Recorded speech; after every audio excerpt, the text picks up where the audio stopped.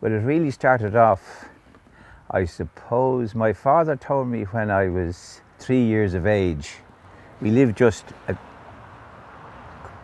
couple of 100 yards from the Skerries road down there, and he told me that if I heard a motorcycle coming from Skerries, I'd tear down to the end of the road just to see this motorcycle going past. So there must be something in the DNA.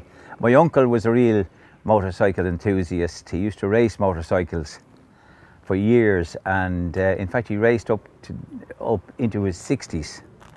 But I don't know, it's motorcycling and motorcycles, it's something that's in the DNA, I think, or in your system somewhere. It started off there, and I started off grass track racing when I was about 17 or 18, and I did a bit of road racing after that. And my father's machine, which is here, which is a 1924 Royal Enfield, it's only 2.25 horsepower, and it's got 2 gears, and he went to work on it for years up in Lambs of Donabate.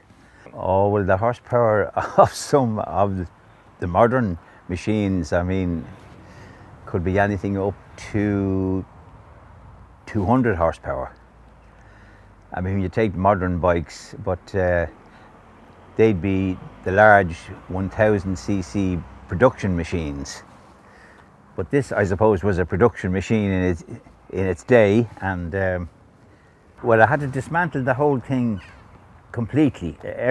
Every nut, bolt, washer. I had to repaint the frame. I had to get the wheels. The wheels are rebuilt, new spokes. The original rims are there. The engine is completely redone with the new big ends and main bearings and all that type of stuff.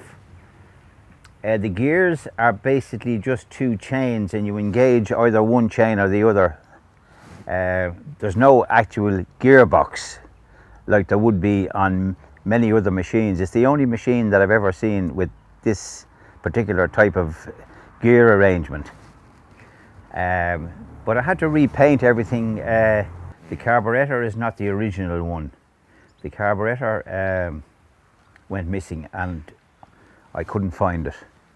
Right. So I got an alternative. It's not an original. It's about the only thing that's not original on it. The tank was redone, repainted. There's the Royal Enfield Owners Club now in England, which I'm a member of as well, which I joined in case I needed assistance in the acquisition of parts or information on the rebuilding of it, you know.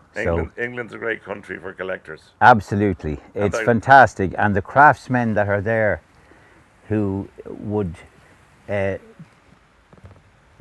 would remake a tank or do the wheels, almost anything.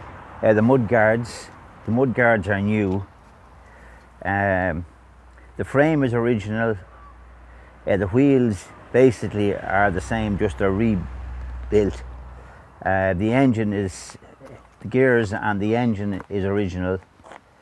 Apart from that, but there's a lot of work in it. I mean, the hours you spend at it, I wouldn't like to make up the number of hours I spent at it.